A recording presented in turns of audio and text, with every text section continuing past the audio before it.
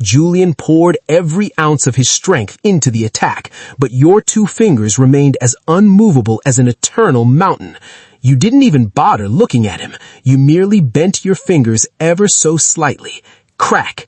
A tiny fracture appeared along the blade of Julian's treasured spirit sword, Star Chaser. In the very next moment, the sword shattered into countless fragments. Julian staggered backwards several steps before collapsing onto the ground. Stunned, he stared at the empty hilt still clutched in his hand, then slowly lifted his eyes to look at you. In that single instant, his very last hope disappeared forever. A hollow laugh escaped his throat, but it carried no amusement, only terror.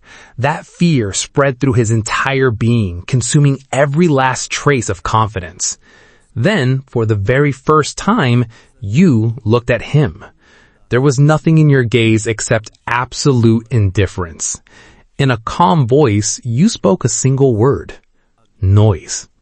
The very next instant, you casually flicked one finger.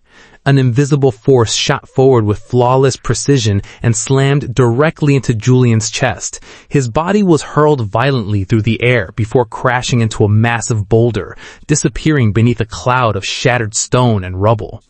Your voice remained perfectly calm. You were never even worthy of making me throw a single punch. An eerie silence engulfed the entire battlefield. Shattering a spirit sword with your bare hands and defeating an Emperor Realm cultivator with nothing more than a single finger. A strange chill ran through Demon Reed and every elder present. Chloe rushed toward Julian in panic, but the moment she saw his condition, her footsteps came to a halt. Covered in blood and dust, Julian muttered like a wounded wild beast. I'm the chosen one. I'm the true protagonist of this world. His mind had completely fallen apart.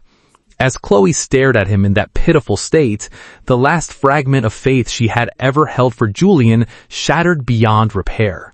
At that very moment, Azor Sunsect's outer sect executive, Stuart Cole, arrived beside Julian with lightning-like speed.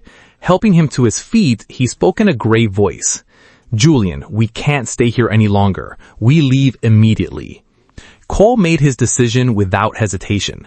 He had already realized that a wild variable like Ethan was completely beyond anything he could handle. Everything that had happened here had to be reported to the sect immediately.